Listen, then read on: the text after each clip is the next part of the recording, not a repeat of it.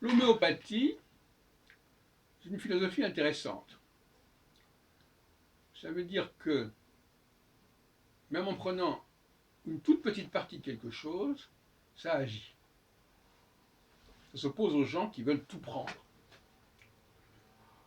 En astrologie, par exemple, dire qu'il faut prendre toutes les planètes pour faire de l'astrologie, de la bonne astrologie, c'est à l'opposé de l'homéopathie. Le fait de dire qu'il suffit de prendre certains éléments du cycle de Saturne pour faire de la bonne astrologie, ça c'est proche de l'homéopathie. C'est-à-dire que l'homéopathie, elle prend ses distances par rapport à la totalité. L'homéopathie, comme le vaccin quelque part, c'est prendre les choses à minima. Et paradoxalement, l'homéopathie dit plus la dilution est forte, plus ça agit.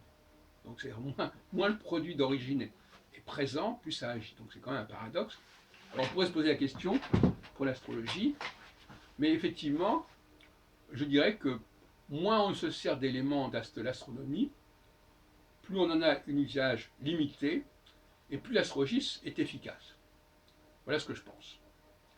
Donc à mes détracteurs qui disent mais vous devriez tout prendre en astrologie, ce serait tellement mieux, tout mélanger, tout croiser. Non, je dis au contraire, prenons-en le moins possible, prenons-en le moins possible du cosmos, et ça vaudra mieux.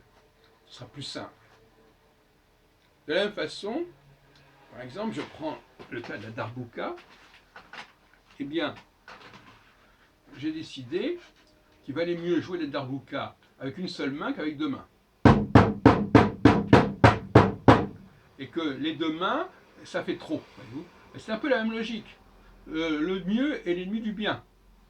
On fait du meilleur travail avec une seule main bien maîtrisée qu'avec deux mains qui brouillent finalement quelque part l'esprit. Donc, une seule main, c'est une seule planète. Deux mains, c'est plus de planètes. Et moi, je suis contre cela. Donc, voyez-vous, c'est l'approche homéopathique. Moins on en fait, mieux ça vaut. Plus l'élément qu'on utilise n'est qu'une partie d'un ensemble, plus il aura d'efficace. J'ai dit.